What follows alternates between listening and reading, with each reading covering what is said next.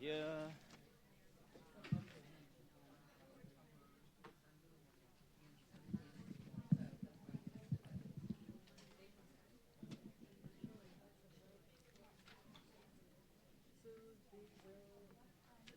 They'll dim the light. Yes. Yes. When you're speaking, they'll dim the light so that dim. Okay. I I think we're gonna start now. So Hichang. All right. Good evening and namaste. My name is Sanjeev Sachin, and I'm the Executive Director of Global Initiatives here at Asia Society. A warm welcome to you all. I see a lot of new faces, and if this is your first time coming to Asia Society, please come as often as you are able to.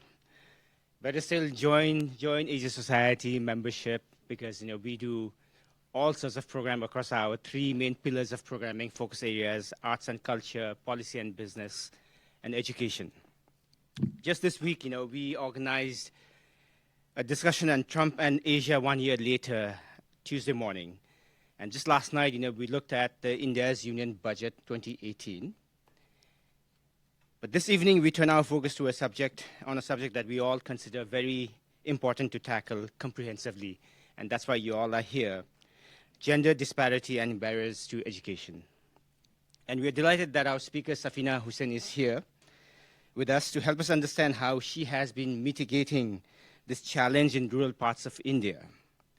Safeena, as you know, is a founder and executive director of Educate Girls, and is uniquely qualified to share insights and experiences on this topic, having worked tirelessly in rural and urban underserved communities in South America, Africa, and Asia.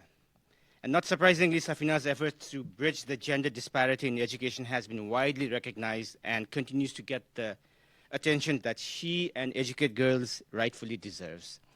In your bios, in the handouts, you can see all the different awards that Safeena and Educate Girls has received. Safeena is also a member of Asia Society's Asia 21 Young Leaders Initiative. This is a network of over 900 young leaders from across Asia, representing almost 40 countries. And they are all united by a shared desire to affect change. Safeena was selected to this network in 2011 for her work in education sector in India. And moderating this discussion is our former colleague, Dr. Shyama Venkateswar, who is also a mentor to me, because when I joined Asia Society in summer of 2000, Shyama was heading our Asian Social Issues Program, ASIP, back then. And actually, Shyama, I pulled some literature from back then. And I just wanted to, just read a few things, because I think, we could not have found a better, more suitable moderator than Shyama, because I'll tell you why. From the very first time I met her, I found Shyama to be a vocal champion for social justice, gender equity, and grassroots efforts. And we worked on several projects together. And according to this write-up that I was referring to, it says, ASIP initiative focused on the following kinds of issues: communities and conflict resolution, transitional justice in post-conflict societies, women's issues, environmental governance, HIV/AIDS and public health, human and sex trafficking, migrations across and within national boundaries, globalization and its impact, and human rights. And the brochure also goes on to say, looking beneath the more visible economic and political events, which Asia Society does a whole lot, the ASIP initiative examines the underlying causes and consequences of these core human security issues.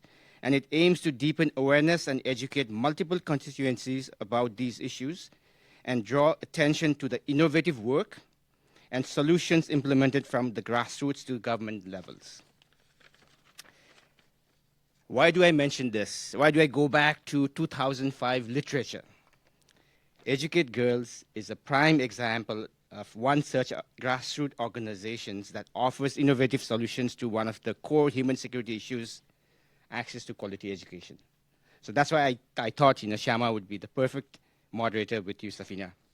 And before I ask Safeena to the mic, a quick word of welcome to the Asia Society Rising Leaders who are here today. We're happy to host today's discussion as part of this Asia Rising Leaders Roundtable series. I see my colleague Eric Hyman over there, standing over there. Eric, raise his hand. If you want to know more about this program, Eric is the steward for this program. And now over to you, Safeena. Thank you.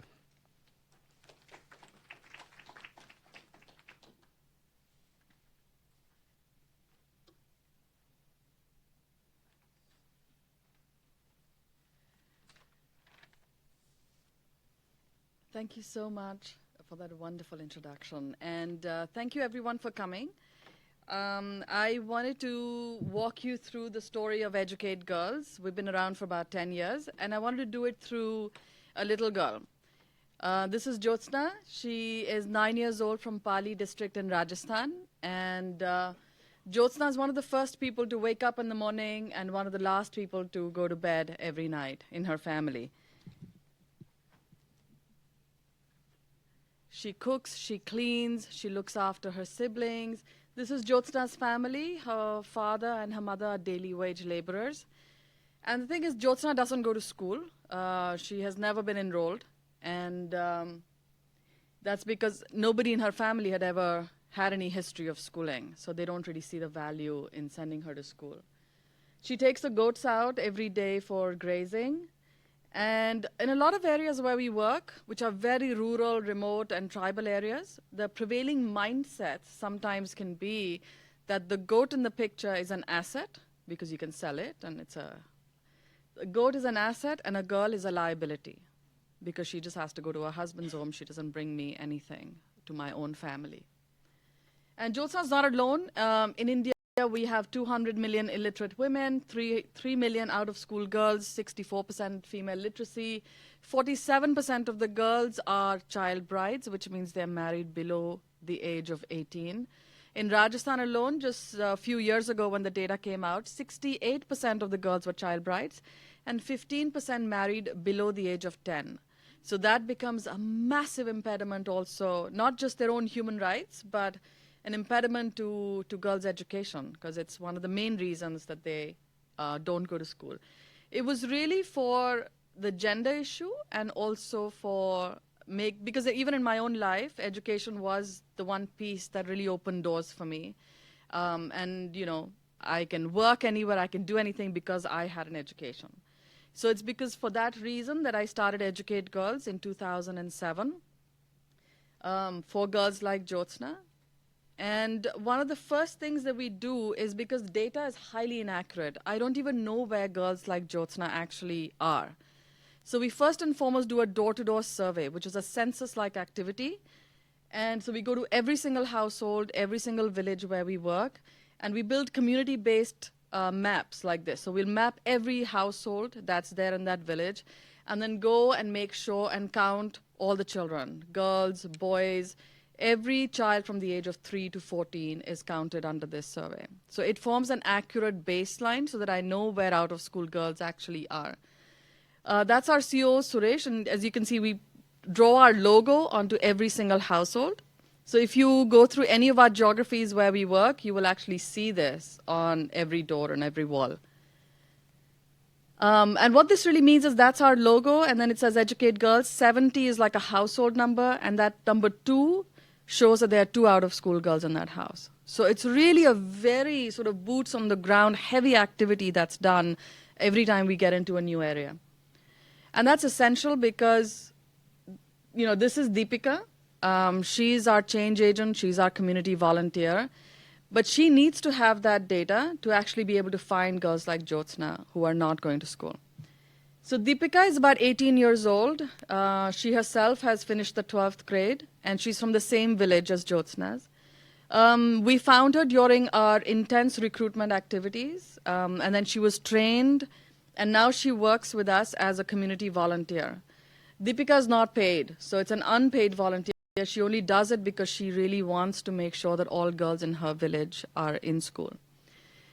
So after she was trained, Deepika went door to door and she found Jyotsna and talked to her parents about sending her to school. They didn't agree, so she went back. They didn't agree, she went back again. It just didn't go anywhere, so she finally called for a village meeting. And here she called the village head, headmasters, teachers, other parents who are sending or not sending their girls, and actually started the whole community mobilization piece. She went through several iterations of village meetings, sometimes neighborhood meetings, and individual counseling to finally be able to convince Jyotsna's parents to enroll her. But she didn't want to leave it to chance, so she actually handholds the entire process. She makes sure that the paperwork and everything is done so that that doesn't fall through the cracks. But enrollment for Jyotsna, for her to be inside the school, is really the first step. If she doesn't stay in school and if she's not learning, then everything else would be kind of worthless. So we actually trained Deepika, our team Balika, on classroom management, on pedagogies, on a learning enhancement program so that she can come inside the classroom and actually teach. And this becomes gender neutral for us because all the children, girls and boys, go through our learning program. And here you can see Deepika's working with Jyotsna in the classroom. One of the other reasons that girls drop out of school is because the infrastructure is not girl-friendly. When I first started working in Rajasthan, only 40% of the schools had a girls' toilet. You know, I have 2 daughters. I would not send them to school if there wasn't even a bathroom for them to use. So one of the other things we do is we work with school management committees to actually do an audit of the infrastructure that's there and what else is required. That's our school assessment audit tool, and it's very intuitive. It kind of says everything that the government should be paying for. There's a boundary wall, classrooms, teachers, teaching learning material, all of those things. And then the community grades it in a traffic light kind of thing, red, orange, and green, to saying, do you have a toilet? If you do, then it's a green, and if it's working. If you don't, then it's a red. So that way we're actually able to do a community audit and figure out what are the school improvement plans that have to be made. And then through our volunteers, we actually try and make sure that that infrastructure gets built. Deepika is not alone. These are our Team Balika volunteers. Right now, we have close to 11,500 young people on the ground who are working at a village level to change the situation for girls' education. And it's incredible that 60% of them are young men. And they're all between the ages of 18 to 25, young men and young women. So 11,000 plus Team Balika have brought back 200,000 out-of-school girls, just like Jyotsna, back into the school system. And they've improved learning outcomes for about 650,000 children. And in the last 10 years, we've reached about 4.9 beneficiaries. That's all the children that we work with cumulatively. So really, what are we doing? We're mapping, we're finding out-of-school girls. We're working on behavior change, that norm, shifting the norms to saying, you know, from girls not being allowed to go to school to really changing mindsets to making sure that the community is agreeing to send them to school. Supporting infrastructure, creating an army of gender champions. And this is where the real sustainability of the model is. Like, people like Deepika are not getting paid. They're mission-driven. And if you create 11,000 young people on the ground, whether or not Educate Girls is there, you have an army of people who are going to speak up for the girl child. And then doing life skills and actually improving learning outcomes. So our last 5-year plan was really about scaling up to 15 districts across Rajasthan and Madhya Pradesh, reaching around 27,000 odd schools. And this coming year, we would have overachieved against that plan. So we've done really, really well. Just this year alone, we're in 15 districts. And this one slide, I wanted to kind of just walk you through how the unit economics works on this program. So the government of India is spending around $24,000 per year on a village school, right? Every village school for teacher salaries, midday meals, books, infrastructure, everything. The government is spending $24,000. But what's key, And this is a lot of money because in Rajasthan alone, you have 80,000 elementary schools. So that's just one state. So that's a massive amount of investment. But the problem isn't the investment as much as the return that you're getting for that investment, right? So for that 24,000, what you're getting is 15% of the girls are not even in school. They're like Jyotsna, either never enrolled or dropped out, right? Girls, 35% of the girls are not attending. So they may be enrolled, but they're not actually connected to the school system on a regular basis. And then barely 15% can read and write, as you can see from the ASA report, which comes out every year. So basically, that 24,000 is giving you very little return against that, that major investment. So what happens? We take a little bit of donor money, and then after 3 years, we're spending about $300 per school, right? That's our philanthropic capital that we're spending, which is about 1.25% of what the government spends. But leveraging that 24,000, after 3 years, only 1% of the girls are out of school, around 13% not attending, and now over 40% can read and write. So you've actually taken that same investment, and with an extra 1%, you've tried to shift that entire situation around. And that's what makes the model kind of really scalable and replicable, is really how that. So the last 10 years, we built a scalable, replicable model that reaches the hardest geographies, but also the model has become so good in terms of delivering results that we were the first ones in the world, pioneers to launch the world's first development impact bond, which is a pay-for-performance contract saying that you can pay us after the results are achieved, after girls like Jyotsna are in school, and after their learning outcomes have gone up and validated by a third party. So that was, again, a big milestone for the organization. Now, we've really been planning. Our last 5-year plan gets over in a few months, and we've been planning to see what do the next 5 years for us look like. And there were a lot of questions. We were like, should we change the program? Should we go back to the drawing board? Should we rethink things? Or should we keep everything the same and like scale the same thing to more geographies? How can we scale more aggressively? What kind of partnerships should we be forming?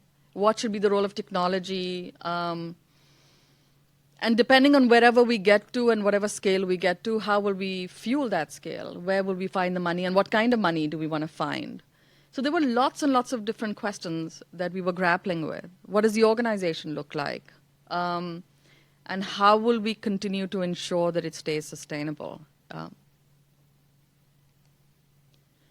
So one of the first things that we realized was that in the last 10 years, we'd built a model to bring girls like Jyotsna through the primary school. So enrollment, retention, learning, that we can ensure that all of those things happen for her. And also to make sure that she stays in school till the 8th grade, because that's where the Right to Education Act in India currently goes through. So what you see in that sort of lavender color, enrollment, retention, learning in primary, and enrollment and retention in upper primary is what we do currently. But we realize that for Jyotsna, the real gains will come in if she gets into secondary school.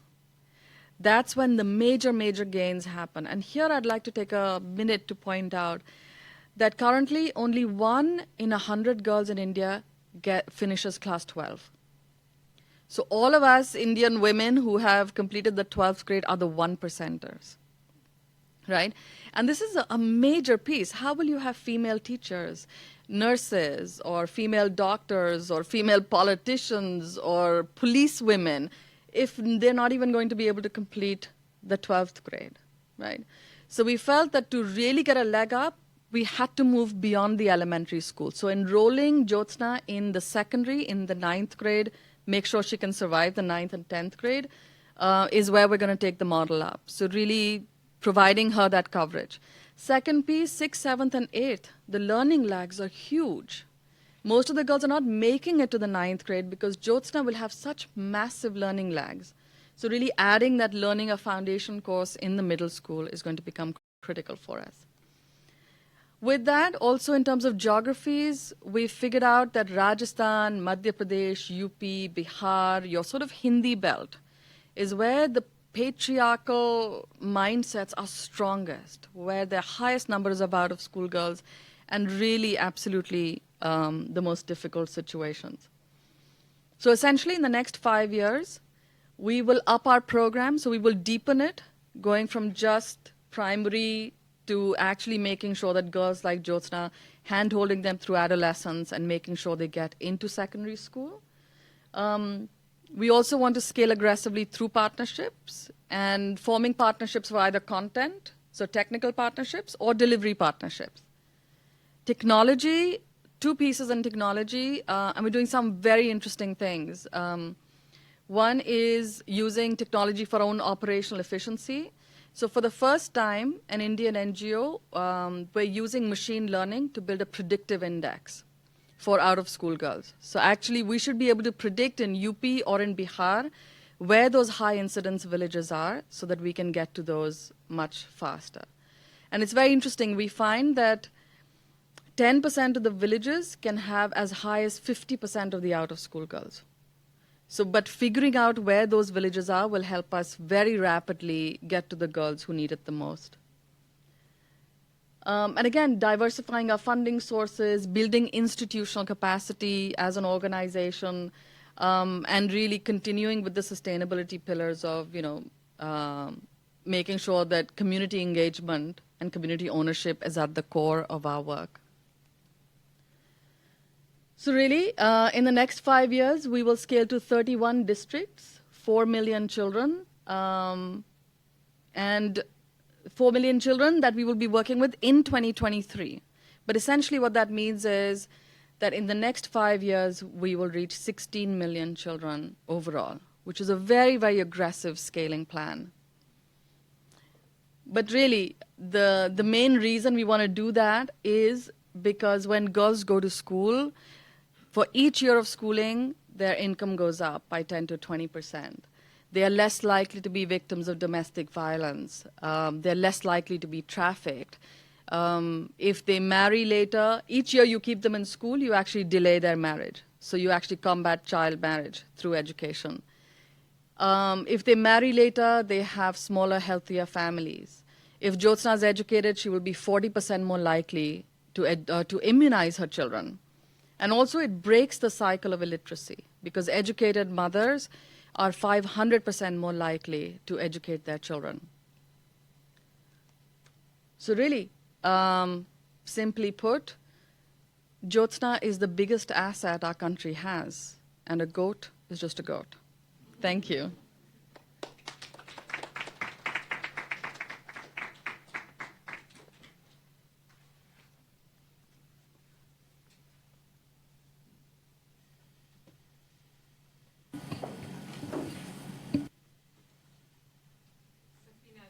Thank you very much for that presentation of really a very clear underlining of your work and demonstrating the importance of investing in the girl child and in girls' education.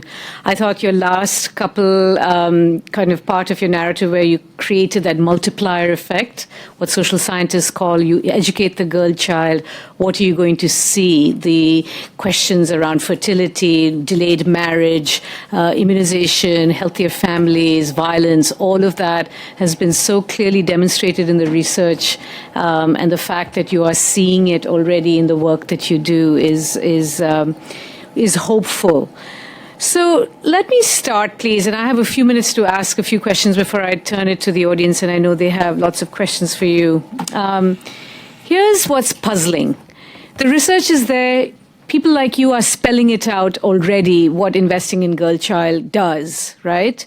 So why do we have this profound, persistent gap in how we educate and who are the beneficiaries of education? So I wonder if you could very briefly just highlight a few obstacles as you see it, both that might be structural in nature. Clearly, the poverty question is a big one, but also any cultural values that you see. I mean, this is obviously a very sensitive topic. I don't want to at all attribute somehow there are entire cultures who don't see education as a value. But I wonder if through your fieldwork and your boots in the ground approach, you've seen some of these kind of impediments come out?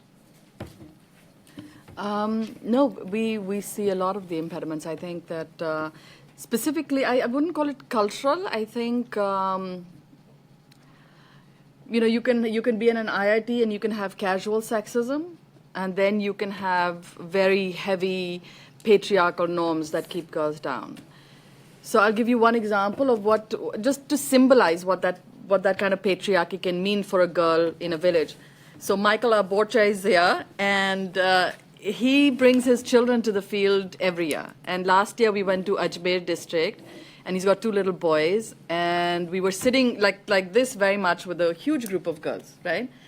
And we asked everybody to go around and just introduce themselves. One of the girls got up, and her name was Naraz Nath. And Naraz means angry. So I said, Bacha, why did you get a name like angry? She said, because everybody in my family was so angry when a girl was born. A few girls down, another girl whose name is Antim Bala, which means the last girl. And she was named that because everybody hoped that that would be the last girl that would be born. The Team Balika volunteer in that village is called Achuki, which means somebody who has come, was not wanted, but has come. And that's what the barrier is that we do not value. The lust for the male child is so strong in our cultures that a girl always knows that she wasn't really the choice. So the government of India passed the right to education in 2009, and clearly some of the improvements that you've talked about are a result of that. But what we continue to see is the lack of allocation of real funds, right? So India, for instance, has never gone above 4% of its GDP to allocate to its education, and currently it's at 3.7. So my question is it a lack of political will? Is it apathy? Clearly the political class don't send their children to government schools. They don't keep them at home, clearly. So what's going on here? Children don't vote. I think that's what's really going on. Is totally, they don't really care. Like you said, they send their children to private schools, so it's not as if their children's future is compromised in any way by the lack of funds, and also whatever funds do come in, like looking at that slide, is like, what do you get for that money?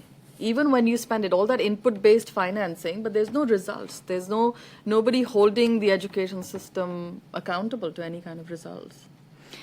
So all of us who have connections to India or any of our travels, we see schools sprouting everywhere, right? Private schools, government schools, schools in slums, schools in one-room houses. So education is big business. I wonder if you can talk to us a little bit about the role of proprietary or for-profit education entities that exist. Clearly, they're in an unregulated realm. What is their role? Can they be harnessed in any way, or is it just one more part of the problem? So I think what it's really showing is there's aspiration. Even the poorest of the poor have aspirations that if their sons and their children go to school, they will have a better future. But I think and India is such a large country that I think we will need all kinds of players, private and public and everything. I don't think, we can stop that growth. However, the only thing that I worry about is with the private schools, and especially when there's a lot of philanthropic capital funding low-cost private schools, as they call them, right, is whether or not they've looked at equity and gender issues. Yeah. Because those can tend to worsen in for-profit models.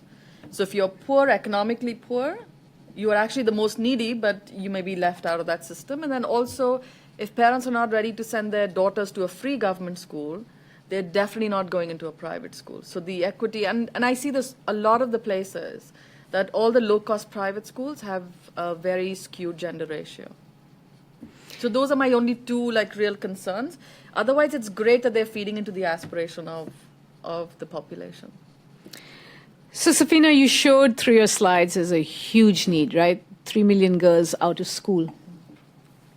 Who's going to pay? How do we finance this enormous need that exists? The government of India, obviously, as aspirational as it is to be a major player on the global stage, and we see that through the Prime Minister playing a role at Davos as a keynoter a couple of weeks ago. India is a major entity now in global arms trade, a leader in technology, but there are these key structural factors, persistent, chronic, endemic, that we see, right? Who's going to pay for education of, as you pointed, people who are not voting, the girl child?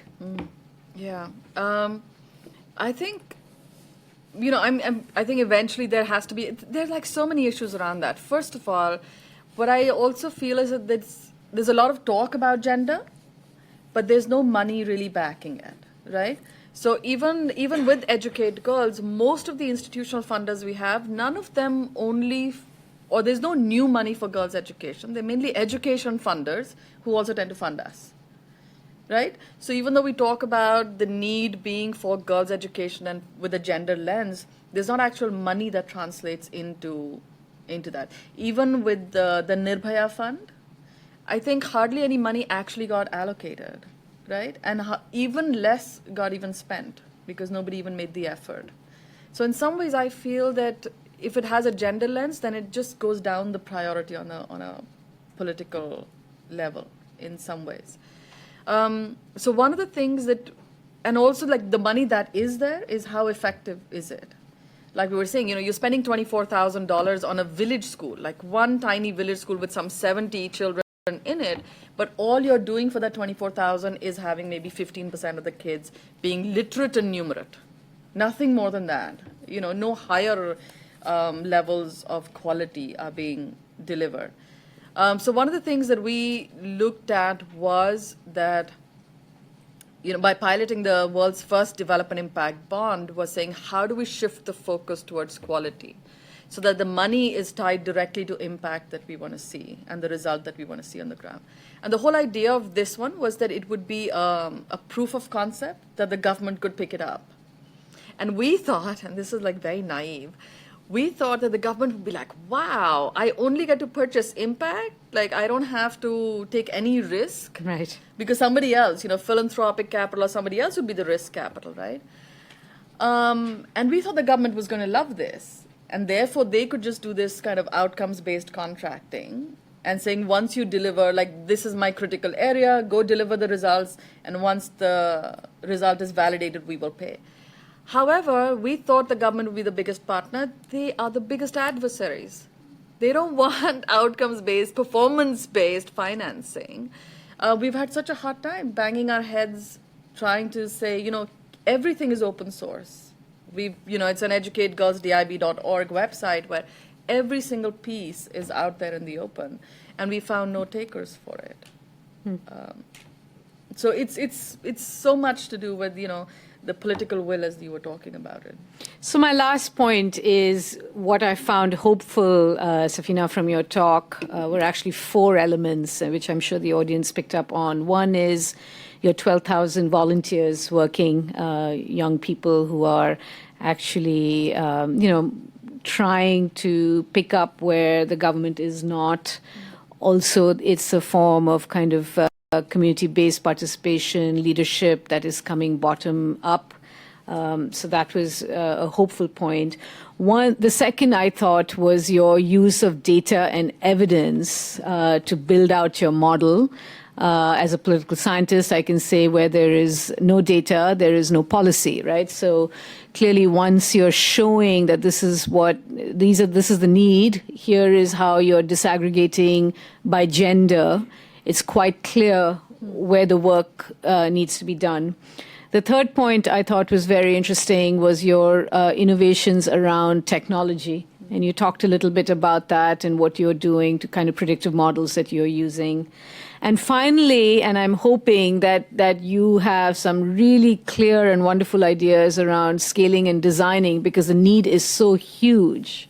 If you have such large numbers of girls who are out of school, then leading to illiteracy in women, and then and therefore kind of economic security, insecurity down the line, the problem is really downstream, and we need to be starting to pick it up there. So I wonder if you can just very quickly tie in where this vision and leadership around these issues, your volunteers, your use of data, technology, and then the scaling piece.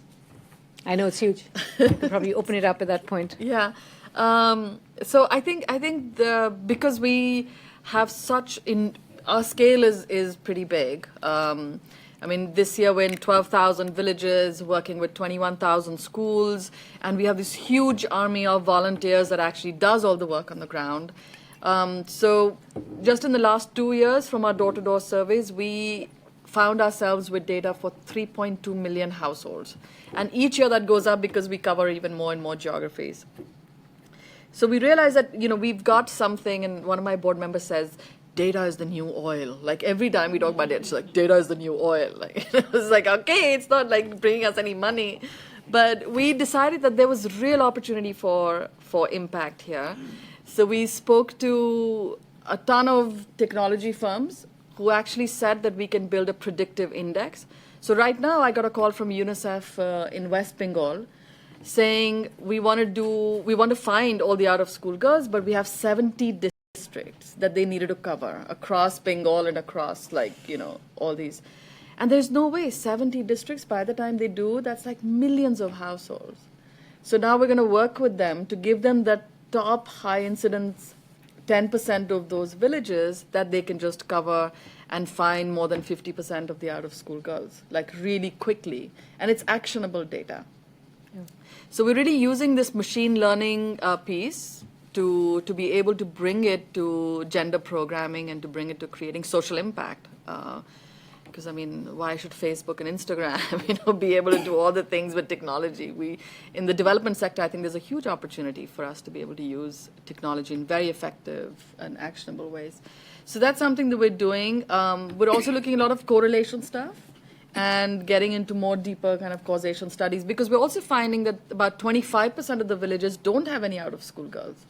So there's a real opportunity to study saying what's happening here, that everybody in the same kind of Jhabua district, which is very tribal, it's a very difficult area to work, yet you've got a quarter of the villages where the problem's not there.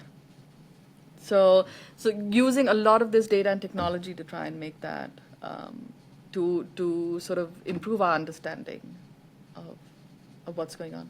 Safeena, thank you. Let's open up to the audience, please. So I will identify you. If you could just also say who you are and then keep your comment, question brief, please. Yes, lady in red. Joyce Mitchell. I thank you very much for that overview. It was incredibly interesting, and I can see that you've got a life cause here with plenty of work to do in the future. I was interested in the 12,000 volunteers, especially how can they afford to do that? Do they do it part-time, or do they work, or are they a different class of people and they have plenty of money, or how does that happen? That's a really good question. So we actually, over time, we figured out that there's this one, like you said, class of people. And these are kids who have just completed their 12th grade. And most of the time, college is too far. So they end up doing college through distance learning. So they're sitting at home, and then for 3 years, they're going to spend their time getting a bachelor's or something. But during that 3 years' time, that's when we capture them. And because if you're in a village, you're never going to get an internship.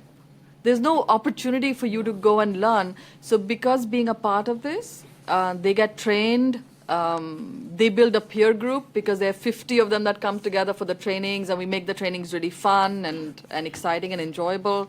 So it's really the alignment we found is that young people do want to give back, but also they're seeing it as their own career development plan. Makes sense. And that's what, and so they do it part-time. They're giving us about 10 hours a week. Right. And we ask for a 3-year commitment. And with all those young men amongst that, working only with the girls, what kind of protection is there? I would think that sexual aggression would be a major problem. Yeah. So all of our Team Balika volunteers are actually vetted quite deeply, and then also we get permission from the community saying, this is the person who wants to volunteer. And in a village, they generally know, each other fairly well.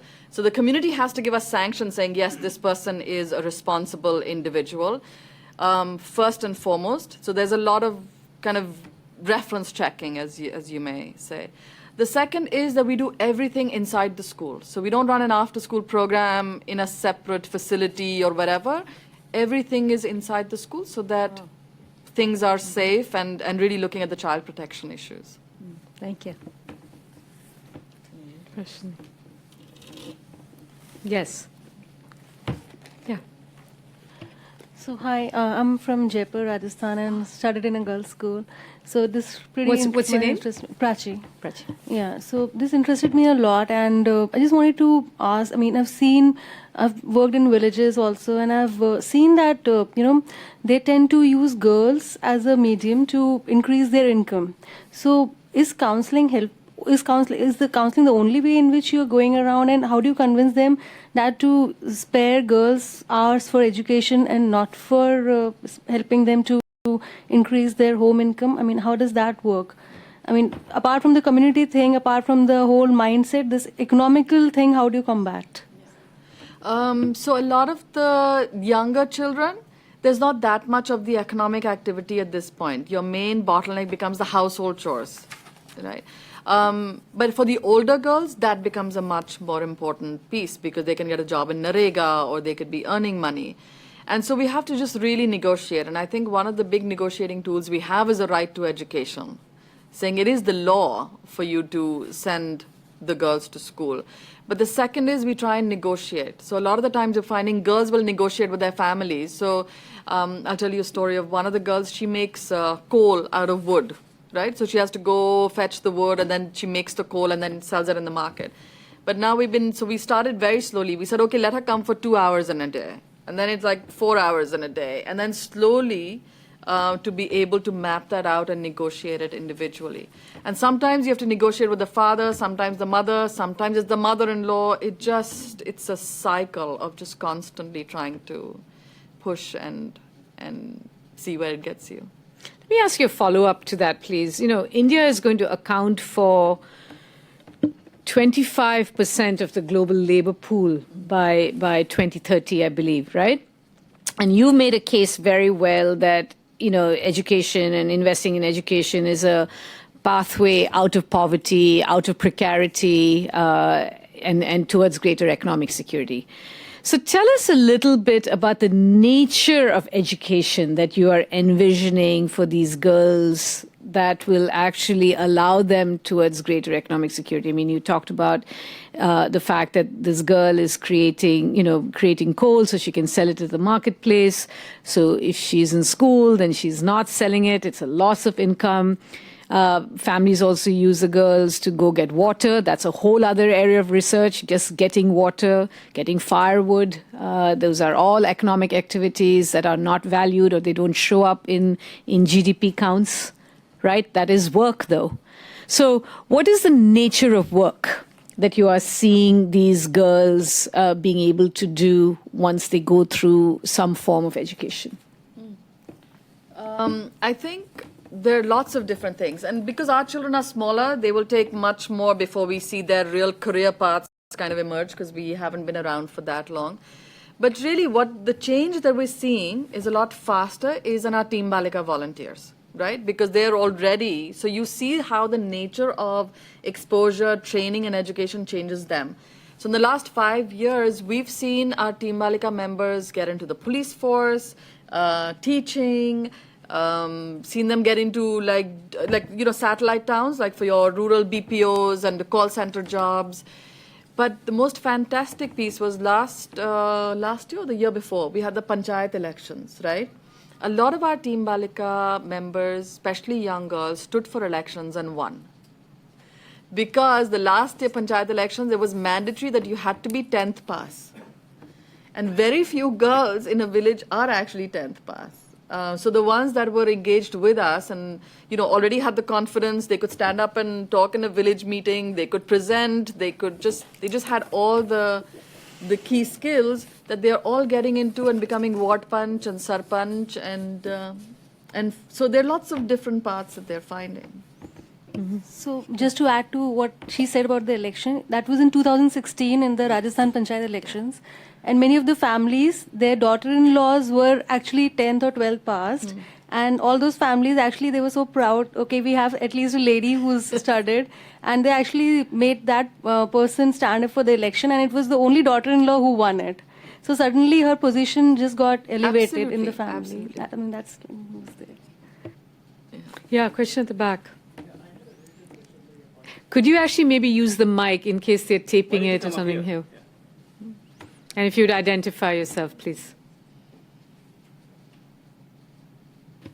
Hi, my name is Bhagirath and I'm from Columbia University here. I had a question related to the point that you just made. So these girls who are able to get jobs in the police force or in the panchayat, is there a demonstration effect being created in the families? And also, has this brought about a change with the government? Because I think one of the reasons why the government hesitates to fund any project related to education, especially girls, is that one, there's a gestation period before it starts showing results, as in measurable results, and two, in the case of girls, there is also a longer gestation period sometimes because it doesn't show results anyway in society usually. So, yeah. So is there a demonstration effect? Absolutely, and I think especially for girls, like having role models becomes critical. So having our 40% of the Team Balika volunteers also being role models, I mean, it just changes the nature. So I see little girls earlier. If you ask them like, "What do you want to be?" the only thing they ever had seen a woman do was be a female teacher, right? So they'd all be like, "Madam banna hai." Like it was always like very clear. I want to be the madam because that's the only job they'd seen. Now, recently, I was shocked at this. One little girl, I asked her, I said, "What do you want to be?" And she said, "I want to be a patwari." Do you know what a patwari is, right? It's the person who keeps the land records. No. It's aspirations are like diversified. No, but that is so critical to rural wealth, land, right? And title deeds to land. Yeah, and she said, and I said to her, "But why do you want to be the patwari?" And she said, "Because then I will know where the cheap land is, and I will buy it, and I'm going to sell it really expensive, and I'm going to become very rich." But she kind of had made the associations between what is the job that I need to get into. As the person who keeps the land survey, she understood that that's the guy who's holding a lot of information and a lot of power. So yes, the power of those role modelings is unbelievable. Question. Hi, Radhika Iyengar from Columbia University. Safeena, my question to you is regarding this. How did you come up with this idea of having community volunteers? Because there are all these organizations, they may not be working or they may be very ineffective, like the Village Education Council, the parent-teacher organizations, panchayats, and other organizations. Maybe there are women bodies or councils that are there in the villages. They may not be effective, but maybe you could have utilized their capital and would have spread your message across rather than creating a separate volunteer group and then seeing whether they get integrated into, their career paths or, the other things that I think are very crucial for your program. But maybe think of like existing bodies that are there who could have helped you pass on this message. No, I think that's really important, and I think working with those existing bodies is key to kind of long-term sustainability. So I absolutely do not disregard that at all. And actually, in the model, so we needed one person to be kind of accountable at that village level, right? Because these bodies have their own roles and stuff. But the problem that we were finding, let's say with the school management committee even, right? We work extensively with school management committees. Most of the time, it's made up of parents, right? It's a parent body. And parents are like Jyotsna's parents. because they are themselves, not able to read and write, they haven't been to school, it's very hard for them to actually influence the education system. So we wanted one educated person from the village who's trained, who can actually support these bodies.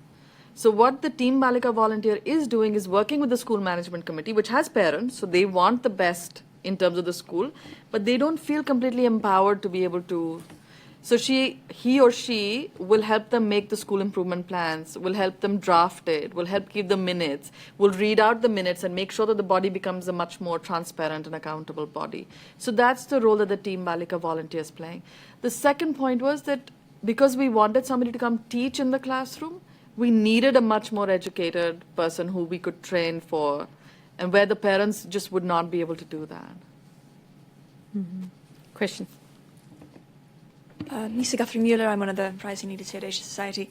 To what extent do you think remote learning and technology is going to help advance your program and the female education in India in general in the coming 5 to 10 years? And how accessible do you think it will be possible to make that in these remote villages? I mean, long term. Yeah. I think the technologies are there. Unfortunately, the kind of villages where we work, because we work, like I said, in very rural, remote and tribal areas, most of my primary schools, electricity is not even mandated by the government. So if there's no electricity, it just is like a massive barrier to any kind of technological solutions. So girls like Jyotsna are coming to school in the summer when it's 40 to 45 degrees centigrade without even a fan, and they're coming to school in that weather. In the winter, it's freezing cold. Rajasthan gets very cold. But again, so that becomes the biggest impediment to really, be able to do. But maybe that, by the time you get into secondary school, that's where electricity, the government is expected to provide electricity for those schools. So there's more opportunity there. Question. Hi, I'm Shilpa Sanger. One of the things I have heard from Rukmini of Pratham and some other organizations in India is part of the problem is the teaching in the schools at that level. They're not being imparted what the parents think they're sending the child to school for. So what I gather, you have your volunteer. How many such volunteers do you have in the schools, and are you able to measure the outcomes? How do you do that? I'd like to understand that, please. Absolutely. So yes, the quality of teaching is a real issue. And it's a quality, but there's also another piece. And I'll talk about so we have, so basically there are two aspects to learning, right? First of all, you learn to read, and then you read to learn, right?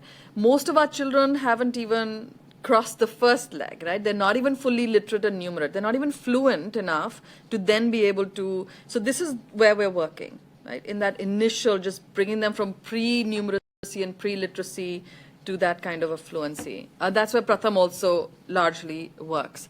So that's the space, and I have completely forgotten what was the question.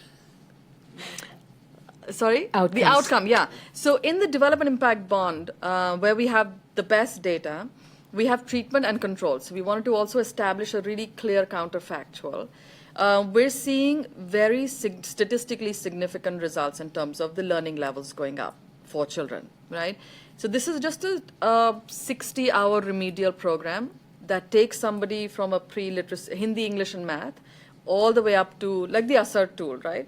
Reading with fluency and being able to do basic, like division and addition, subtraction, multiplication, etc. And we're seeing very, very strong results. The approach that it has taken is that, how should I say this? The way we built it is we actually didn't go to the regular education pedagogy people. We went to an organization that works with special needs kids. And the reason was we believe our children, and especially in the areas that we work in, are special needs kids because of social and severe social and economic marginalization, right? I'll give you an example. About 30% of my classroom is actually, I don't know what the technical word would be. development delays? Yes. So I've seen girls in the 5th grade who can barely sit. So your cognitive ability is just, so much lower because of the big nutritional gaps that you've had in your childhood, right? So how you absorb. So some of it is the teacher process, but I don't think there's enough data to actually look at how much of it is also just the marginalization, the social and the economic marginalization. So actually this content that we built was very much saying, let's assume that these are special needs kids. And then how do you teach them with these micro skills? So, for example, a lot of our kids can't do subtraction with carryover. And that's because the micro skill of recognizing place value is missing somewhere. So we had to build this whole curriculum out looking at each and every step. So if you're going to teach about, photosynthesis, you wouldn't start with saying then they develop chlorophyll and then this happens or whatever. You would start with saying what is a leaf? What color is a leaf? And then building it up slowly to a particular concept. So that's how we've actually built all of our content now. And we're seeing massive results because children are actually able to fill those little gaps and then be able to get the bigger concepts. So you're also training the teachers? So we were training the teachers and the government has cut back 90% of the teacher training budget. So now we're actually just orienting the teacher but making sure that the capacity through our Team Balika is getting into the classroom. And I think that's part of the frustration, right? You have a Right to Education Act, piece of legislation, and then this chronic underfunding of teachers. In fact, there's lots of estimates which say, there are entire classrooms in India where there are no teachers present, or a teacher might be managing 4 or 5 classrooms at the same time. In fact, there's one UN estimate which says you're going to need over 3 million primary school teachers by 2030 and over 8 million secondary school teachers. And there is no pipeline at all now being created to develop the training and the proficiency and skills level of teachers. So that is a major, major hole and gap that currently exists. I just want to actually go back to a point that you made, when you bring up this kind of stark realities of development issues, nutritional needs, cognitive disadvantages. This is not just problems in India. We face all of those issues in New York City when we think about poor districts and poor neighborhoods right here, right? And we look at educational needs of our poorest children in our most vulnerable communities. What researchers have found, it's not just a brick and mortar, it's not just a school, whether a school exists or not, whether there are adequately trained teachers, whether there are wraparound services. It's not just a child coming to school at 8 o'clock in the morning. Have there been meals provided for this child? Where are they going to go home to? Last year, New York City found that there were 100,000 children who are going home to homeless shelters at the end of the school day. So clearly, the learning that can happen is already very dismal. And then you have children without adequate food, right? And then they're going home to very insecure housing. So the questions around housing and food and its impacts on children's learning. And then, of course, in a city like this, all of that, those disparities break down around racial lines, right? So our black children, our children of color are the most vulnerable children because they live in the poor communities. So, which leads me to asking you, we've talked about poverty, we've talked about girls. Tell us a little bit about what is going on in India's most vulnerable, which are poor minority children and poor minority girls. Well, nothing which is really good. I think the marginalization just gets deeper and deeper. And especially so most of the minority girls are going into madrasas, right? To religious schools, yeah. Yeah, they're going more into religious schools, if they're going into schools at all. I think the child marriage rates are very high. So I think the vulnerabilities for them are just much higher, the way I see it. A lot of the areas where, I said it's mainly the religious schools which are serving them. So they're not even mainstreamed into the regular government schools in some ways. Question and then question. Shukanti. Yeah. Well, it's actually a comment. If you would just identify yourself, please. My name's Shukanti Ghosh. Fortunate to know Safeena well and educate girls very well. So to answer your question, the other thing that the government of India is doing is it actually runs the world's largest midday meal scheme. Yeah. Right. So the problem is endemic in India. If you really look at the marginalized sections of society, the government actually provides meals, midday meals, for 27 million children every day. Right. And these are full, proper, hot meals. And that's only because, that's the only incentive that parents have to send their kids to school and keep them in school. So, it's just that the problem is so big. It's a bit like whack-a-mole. You try and take care of one bit of a problem and there's, something else that pops up. Yeah. So, but, the education piece is there. I completely agree with Safeena.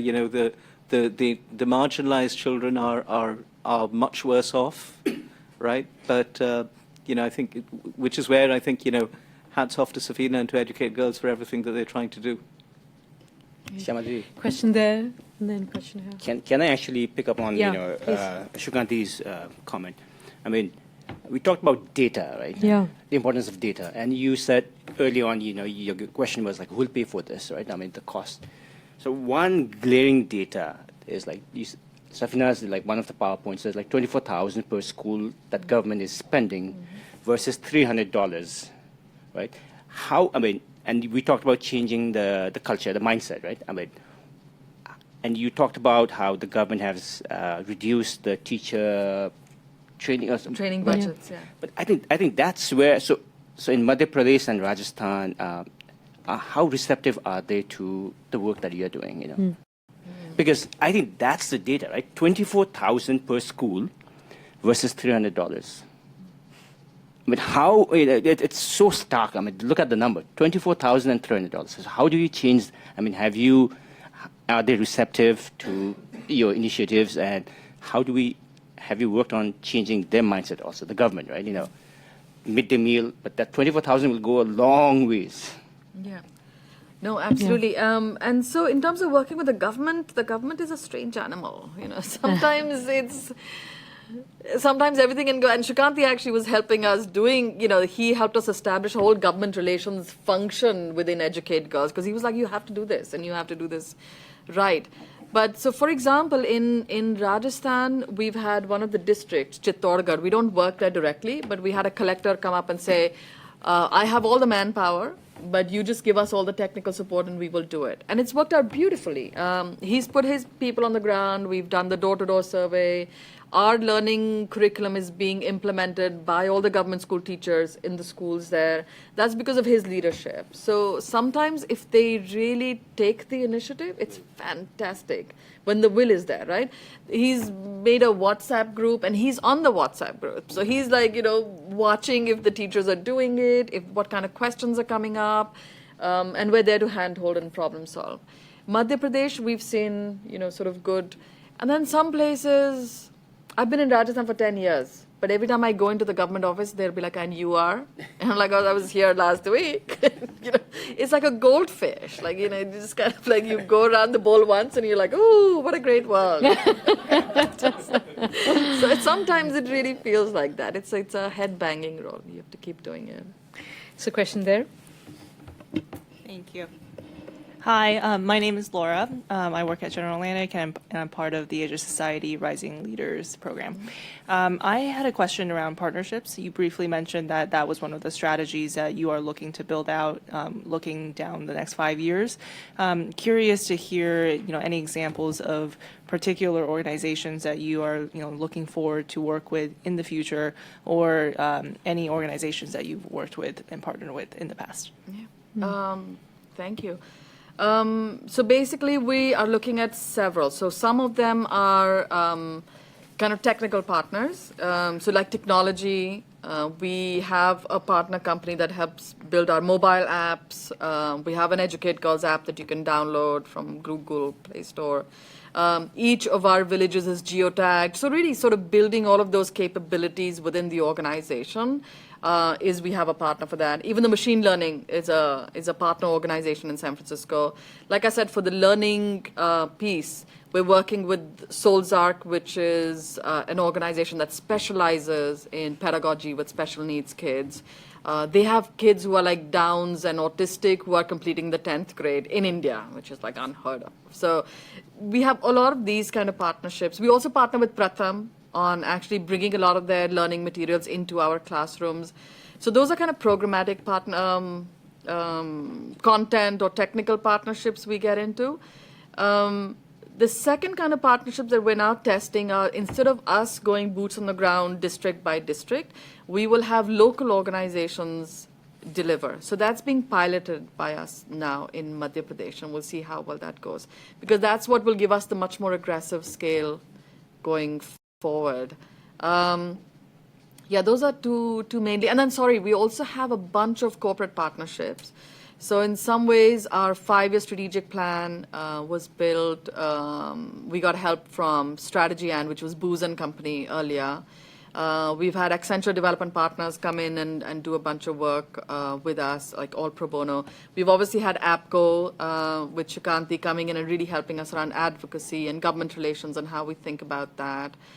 So we have a lot of those which are not capacity building, but really like the best in class capacity coming into the organization and helping us problem solve. Question there? Yes. My name is Delane Brown. Are you meaning that there is not education only for boys and not for girls? Is that what you're implying? In the schools, the reason I'm saying this is that this is a patriarchal society we're talking about. After 9/11, there was a big push for education, schools for girls in Afghanistan. I think you've all heard that. And I've been in contact for about a dozen years with a man who has a project of building schools in Afghanistan, I think primarily in the Bamiyan Valley and other places like that. But he said if I went in and said, I'm just building girls' schools, I would get nowhere because there would be resentment that if they have a wife who is more educated and he's not educated, and that there could be some bad situations there. So he goes in and asks them, they have a meeting before, and what they contacted, we would like you to build us a school. And I think he's built around 40, 60 schools there, something like that. And they asked them, what kind of school do you want for girls? Do you want for boys? We want to discuss what you want. And there get some agreement. But if he went in and just said, I build girls' schools, that would be a non-starter. So I want your comment. Yeah. No, so actually, just to clarify, we work in existing state schools, but we work in critical gender gap geographies. So these are, and India is a big country, so I'm not talking about Kerala, which has 99% female literacy, or other states which don't have a gender girls' education problem as much. I'm talking about the most critical areas, your Rajasthan, Madhya Pradesh, UP, Bihar, where a large number of girls are out of school. So for example, Pali, where Jyotsna's from, has a 19% gender gap. Right, so those would be and there it's patriarchal mindset because there is a school in every single village. So we're not building schools, but even within a school within a kilometer of you, if you're not sending, then it's a mindset change issue. So really, I mean, I see the solution for all of this and for educate girls to be out of business would be that India woke up tomorrow and believed that its sons and daughters were equal. You wouldn't need educate girls, you wouldn't need, any of us doing anything. And really, it's just up here. And so if there's a magic powder to just like make people change that. Sorry? They're taking care of the boys. They're both. It's just that the girls are being kept home. Yes. It wasn't that the facilities aren't there. Exactly. There's a school. So there are programs everywhere. within brick and mortar buildings, right? So they're pushing in programs. Okay. Yes. Use the mic. No, it's being taped, I think. Hi, I just wanted to add on to what you were saying just now. The schools are co-ed, most of them, especially at the primary level.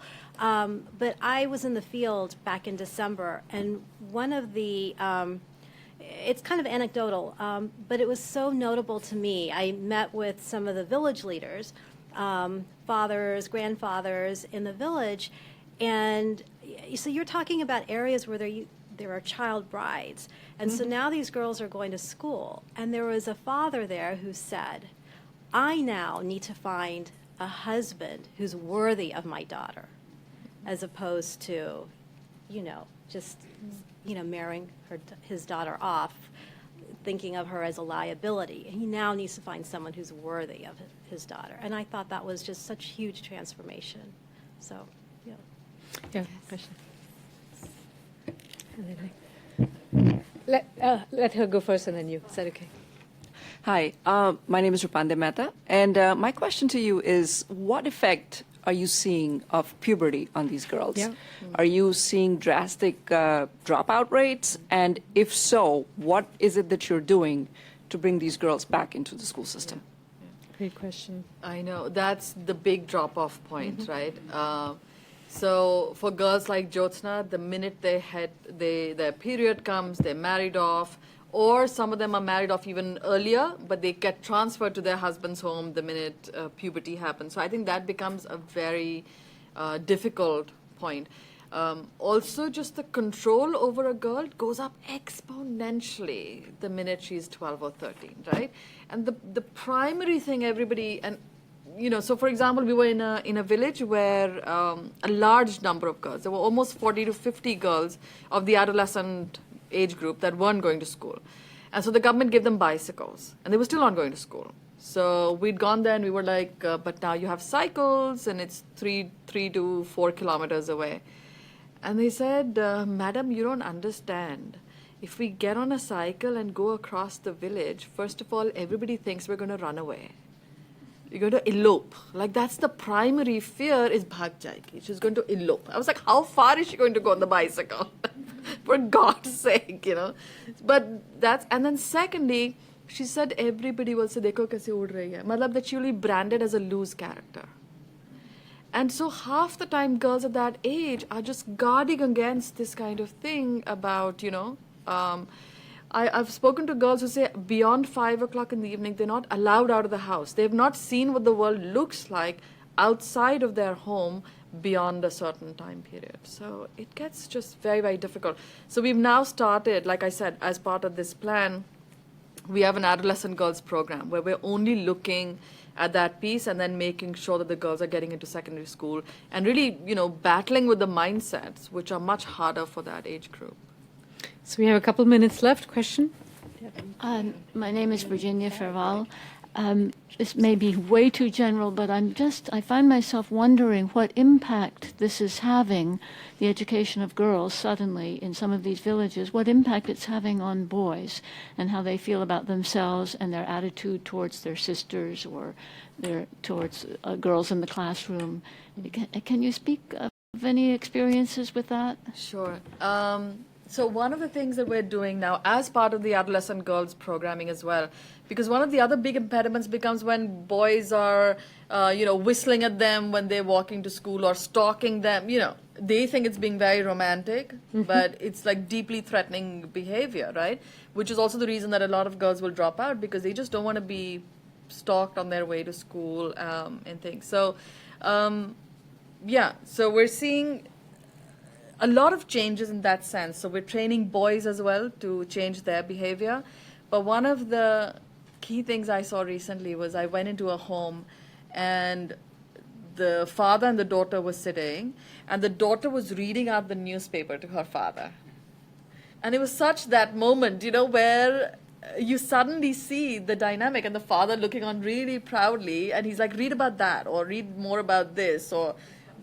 And that's the change that you want to see, So, and we have 60% of our team Balikas are young boys because we really believe that the battle of equity is, rests with both of us, with men and with women. And it's not like, it's just us doing it.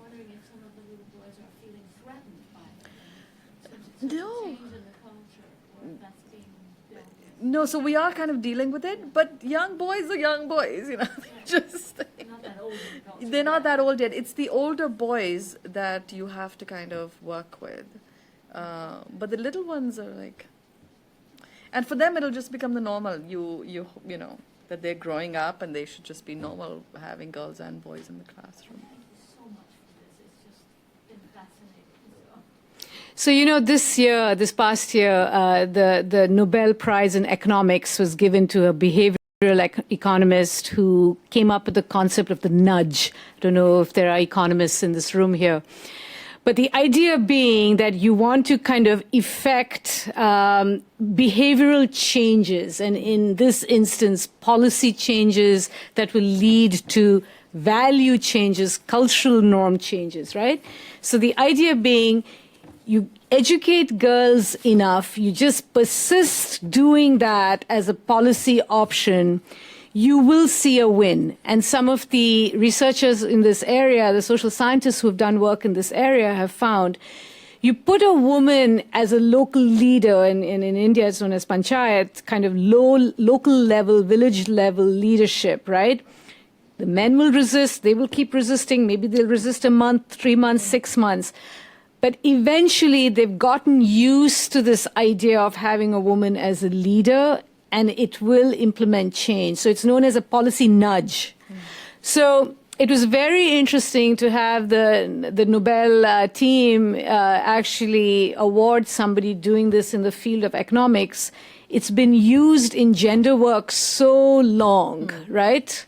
That you continue, you persist, you build those models of change, you're going to create resistance, you're going to find resistance, but eventually there will be norm and value shift. And I think very much what we're seeing, Safeena's work, trying to do that to that effect. So I think on that note, I think it's time to wrap up. And I think we're in perfect time. I just saw a note at the back saying, please wrap up. So thank you all very much. I think there might be time to ask Safeena some questions after we break. So thank you all for coming. Thank you. Thank you.